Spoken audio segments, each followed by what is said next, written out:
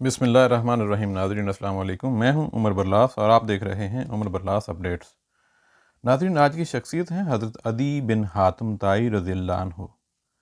ہجرت نبوی صلی اللہ علیہ وآلہ وسلم کے 9ویں سال شاہان عرب میں سے ایک شخص اپنی شدید نفرت و بیزاری، تکبر و اعراض اور مسلسل حجود و انکار کے بعد دائرہ اسلام میں داخل ہوا۔ وہ بادشاہ تھا عدی بن حاتم طائی، جس کی باپ کی سخاوت و فیاضی آج تک ضرب المثل ہے۔ ریاست و حکومت عدی کو اپنے باپ سے وراثت میں ملی تھی، چنانچہ اس کے قبیلہ بنی طے نے اس کو اپنا بادشاہ بنا لیا۔ مال غنیمت کا چوتھائی حصہ اس کے لیے مقرر کیا اور قبیلے کی قیادت و سربراہی کی باغ دوڑ اس کے سپرد کر دی۔ جب رسول کریم صلی اللہ علیہ وآلہ وسلم نے اعلان اسلام کی دعوت کا آغاز کیا اور عرب کے بہت سے قبائل ایک ایک کر کے ان کے حلقہ اطاعت میں آتے چلے گئے، تو عدی نے محسوس کیا کہ اس کے دعوت کے پس پردہ ایک ایسی قیادت ابھر رہی ہے جو اس کی قیادت کے لیے موت کا حکم رکھتی ہے، اور اس کو اس بات کا یقین ہو گیا ہے کہ اس پیغام کے زیر سایہ ایک ایسی ریاست نشو و نما پا رہی ہے جو اس کی ریاست کو بیخ و بن سے اکھاڑ پھینکے گی۔ چنانچہ وہ رسول اللہ صلی اللہ علیہ وسلم کی شدید مخالفت اور ان کے ساتھ بغض و عداوت پر کمر بستہ ہو گیا، حالانکہ نہ تو وہ اس سے پہلے براہ راست رسول اللہ صلی اللہ علیہ وسلم سے واقف تھا، نہ آپ صلی اللہ علیہ وسلم کے دیدار سے مشرف ہوا تھا۔ اس نے اپنی زندگی کے تقریباً 20 سال اسلام اور مسلمانوں کی مخالفت کی نذر کر دیے، یہاں تک کہ اللہ تعالیٰ نے اس کے سینے کو قبولیت حق کے لیے کھول دیا۔ حضرت عدی بن حاتم رضی اللہ تعالیٰ عنہ کے مسلمان ہونے کی کہانی ایک دلچسپ اور ناقابل فراموش کہانی ہے۔ ہم یہ بات انہی پہ چھوڑتے ہیں کہ وہ اس کہانی کو اپنی زبان سے بیان کریں، کیونکہ وہی اس کے لیے زیادہ مناسب ہے۔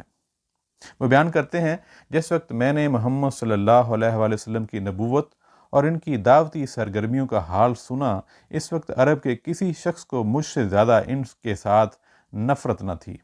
میں اپنے قبیلے سے مال غنیمت کا چوتھائی وصول کیا کرتا تھا، جس طرح میرے علاوہ دوسرے سردار اپنے اپنے قبائل سے وصول کیا کرتے تھے۔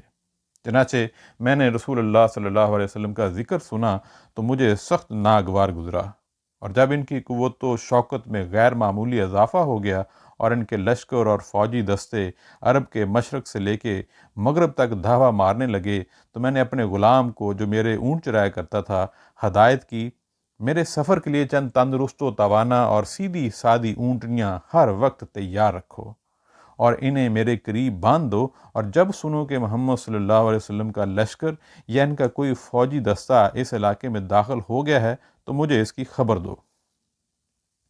چنانچہ ایک دن صبح کے وقت غلام نے مجھ سے کہا، آقا، آپ اپنے علاقے میں محمد صلی اللہ علیہ وسلم کے سواروں کی آمد پر جو کچھ کرنے کا ارادہ رکھتے ہیں، اب اسے کر گزریے۔ میں نے وجہ پوچھی تو اس نے بتایا، میں نے کچھ جھنڈے اس علاقے میں حرکت کرتے ہوئے دیکھے ہیں، ان کے متعلق دریافت کیا تو معلوم ہوا کہ یہ محمد صلی اللہ علیہ وسلم کا لشکر ہے۔ میں نے اس سے کہا، جن اونٹیوں کو تیار رکھنے کا میں نے تم کو حکم دیا تھا، انہیں فوراً میرے پاس لے آؤ۔ پھر میں اسی وقت کھڑا ہوا اور اپنے اہل و عیال کو اپنے پیارے وطن کو چھوڑ کر کوچ کرنے کا حکم دے دیا، اور تیز رفتاری کے ساتھ سرزمین شام کی طرف روانہ ہو گیا، تاکہ اپنے ہم مذہب و نصارہ کے پاس پہنچ کر وہاں قیام کروں۔ میں عجلت میں اپنے گھر کے تمام افراد کو جمع نہ کر سکا۔ جب خطرے کی حدود سے نکل کر جائزہ لیا تو معلوم ہوا کہ میں اپنی بہن کو قبیلہ طے کے باقی ماندہ افراد کے ساتھ اپنے وطن نجد ہی چھوڑ آیا ہوں۔ اب میرے لیے اس کے پاس پلٹ کر جانے کی کوئی گنجائش نہ تھی، مجبوراً اسے چھوڑ کر اپنے ساتھ آئے اہل خانہ کو لیے شام چلا گیا اور وہاں اپنے ہم مذہبوں میں قیام پذیر ہو گیا، اور میرے پیچھے میری بہن میری توقع کے مطابق ان حالات سے دوچار ہوئی جن کا پہلے ہی سے مجھے اندیشہ تھا۔ شام میں مجھ کو اطلاع ملی کہ محمد صلی اللہ علیہ وسلم کے سواروں نے ہمارے علاقے پر حملہ کیا، میری بہن کو گرفتار کر لیا گیا اور اسے دوسرے قیدیوں کے ساتھ یثرب لے جایا گیا اور مسجد کے دروازے کے قریب ایک احاطے میں بند کر دیا گیا۔ مجھے یہ اطلاع بھی ملی کہ ایک دن نبی صلی اللہ علیہ وسلم کا گزر میری بہن کی طرف سے ہوا تو اس نے اٹھ کر ان سے عرض کیا، اے اللہ کے رسول صلی اللہ علیہ وسلم، میرے والد فوت ہو چکے ہیں، میرا سرپرست غائب ہے، آپ مجھ پر احسان کیجئے، اللہ تعالیٰ آپ پر احسان کرے گا۔ تو رسول اللہ صلی اللہ علیہ وسلم نے ان سے پوچھا، کون ہے تمہارا سرپرست؟ وہ بولی، عدی بن حاتم۔ کون عدی بن حاتم؟ اللہ اور اس کے رسول صلی اللہ علیہ وسلم سے بھاگنے والا؟ اتنا کہہ کر رسول اللہ صلی اللہ علیہ وسلم نے اسے اس کے حال پر چھوڑ کر آگے بڑھ گئے۔ دوسرے روز بھی جب آپ صلی اللہ علیہ وسلم کا گزر اس کی طرف سے ہوا تو اس نے دوبارہ وہی باتیں کہیں جو کل کہہ چکی تھی، اور آپ نے بھی وہی جواب دہرایا جو کل دے چکے تھے۔ جب تیسرے دن آپ ادھر سے گزرے تو چونکہ وہ مایوس ہو چکی تھی اس لیے خاموش رہی، آپ سے کچھ نہیں کہا۔ تو رسول اللہ صلی اللہ علیہ وسلم کے پیچھے سے ایک شخص نے اسے اشارہ کیا کہ اٹھ کر رسول اللہ صلی اللہ علیہ وسلم سے بات کرو۔ چنانچہ اس نے کہا، اے اللہ کے رسول، میرا باپ فوت ہو چکا ہے اور میرا سرپرست لاپتہ ہے، آپ میرے اوپر احسان فرمائیے، اللہ تعالیٰ آپ پر احسان فرمائے گا۔ اور آپ نے اس پر احسان فرماتے ہوئے اس کی رہائی کا حکم صادر فرمایا۔ رہائی پا کر اس نے کہا کہ میں اپنے گھر والوں کے پاس شام جانا چاہتی ہوں۔ نبی کریم صلی اللہ علیہ وسلم نے اس سے کہا کہ جب تک تمہارے قبیلہ کا کوئی قابل اعتماد آدمی نہیں مل جاتا، روانگی میں جلدی نہ کرنا، اور جب کوئی قابل اعتماد شخص مل جائے تو مجھے بتانا۔ رسول اللہ صلی اللہ علیہ وسلم کے جانے کے بعد اس نے اس آدمی کے متعلق دریافت کیا جس نے اسے اس بات کا اشارہ کیا تھا، تو معلوم ہوا کہ وہ علی بن ابی طالب رضی اللہ تعالیٰ عنہ تھے۔ لہٰذا وہ مدینہ میں ٹھہری رہی۔ اسی دوران کچھ لوگوں کا وفد وہاں آیا جس میں ایسے لوگ بھی شامل تھے جن کے اوپر وہ اعتماد کر سکتی تھی۔ اس نے بارگاہ نبوی صلی اللہ علیہ وسلم میں عرض کیا کہ میرے قبیلے کے کچھ لوگ یہاں آئے ہیں، مجھے ان کے اوپر مکمل اعتماد ہے، وہ مجھے میری منزل تک پہنچا دیں گے۔ تو نبی اکرم صلی اللہ علیہ وسلم نے اسے پہننے کے لیے کپڑے، سواری کے لیے اونٹنی اور بقدر ضرورت زاد راہ دے کر رخصت کیا، اور وہ ان کے ساتھ روانہ ہو گئی۔ عدی رضی اللہ تعالیٰ عنہ نے سلسلہ بیان جاری رکھتے ہوئے کہا، ادھر شام میں ہم کو برابر اس کے حالات کی اطلاع ملتی رہتی تھی اور ہم اس کے شام پہنچنے کے منتظر تھے۔ حالانکہ میں نے محمد صلی اللہ علیہ وسلم کے مقابلے میں جو رویہ اپنایا تھا، اس کے پیش نظر ہمارے دل ان اطلاعات کی تصدیق کرنے پر آمادہ نہیں تھے جو میری بہن کے ساتھ محمد صلی اللہ علیہ وسلم کے احسان عظیم کے سلسلے میں ہم تک پہنچ رہی تھی۔ انہی حالات میں ایک روز میں اپنے گھر والوں کے ساتھ بیٹھا تھا کہ اچانک میری نگاہ ایک عورت پر پڑی جو اپنے ہودج میں بیٹھی ہماری طرف چلی آ رہی تھی۔ میرے دل نے کہا، یہ حاتم کی بیٹی، یہ میری بہن ہے۔ جب وہ کچھ اور قریب آئی تو ہم نے اسے صاف طور پر پہچان لیا۔ واقعی وہ میری بہن ہی تھی۔ وہ ہمارے پاس پہنچ کر سواری سے اترتے ہی خفگی کے لہجے میں بولی، بے مروت ظالم، تو نے اپنی بیوی اور بچوں کو تو اپنے ساتھ لے لیا اور اپنے باپ کی اولاد اور اپنی عزت کو پیچھے چھوڑ کر چلا آیا۔ میں نے کہا، پیاری بہن، صرف اچھی باتیں کہو، اور میں اسے راضی کرنے لگا۔ آخر کار وہ مجھ سے راضی ہو گئی اور پھر اس نے اپنے سارے حالات تفصیل سے بیان کیے جو بالکل وہی تھے جو ہم کو پہلے پہنچتے رہے تھے۔ پھر میں نے اس سے مشورہ کرتے ہوئے پوچھا، وہ نہایت دور اندیش، عقل مند اور سمجھدار عورت تھی، اس شخص محمد صلی اللہ علیہ وسلم کے متعلق تمہاری کیا رائے ہے؟ اس نے کہا کہ میری رائے یہ ہے کہ تم جلد از جلد ان کی خدمت میں پہنچ جاؤ۔ اگر واقعی وہ نبی ہیں تو تمہارے جیسے آدمی کا ان کی تصدیق و تائید میں پیچھے رہ جانا بڑی افسوسناک بات ہے، اور اگر وہ بادشاہ ہے تو ان کے یہاں تمہاری ناقدری نہیں ہوگی۔ عدی بن حاتم رضی اللہ تعالیٰ عنہ کہتے ہیں کہ پھر میں نے سفر کی تیاری کی اور رسول اللہ صلی اللہ علیہ وسلم کی خدمت میں مدینہ پہنچا۔ میں نے اس سے پہلے نہ تو ان کے پاس اپنے پہنچنے کی اطلاع بھیجی تھی، نہ ان سے اپنے لیے امان حاصل کی تھی۔ البتہ مجھے اس بات کی اطلاع ہو گئی تھی کہ انہوں نے میرے متعلق اپنے اصحاب رضی اللہ تعالیٰ عنہ سے فرمایا ہے کہ مجھے امید ہے کہ اللہ تعالیٰ عدی بن حاتم رضی اللہ تعالیٰ عنہ کا ہاتھ میرے ہاتھ میں دے دے گا۔ جب میں مدینہ پہنچا تو اس وقت رسول اللہ صلی اللہ علیہ وسلم مسجد میں تشریف فرما تھے۔ میں نے حاضر خدمت ہو کر آپ صلی اللہ علیہ وسلم کو سلام کیا تو پوچھا، کون ہو؟ عدی حاتم تائی کا بیٹا، میں نے جواب دیا۔ یہ سن کر آپ اپنی جگہ سے اٹھے اور میرا ہاتھ پکڑ کر اپنے گھر کی طرف لے چلے۔ آپ مجھے ساتھ لیے چلے جا رہے تھے کہ راستے میں انہیں ایک نہایت بوڑھی عورت ملی جس کے ساتھ ایک چھوٹا بچہ تھا۔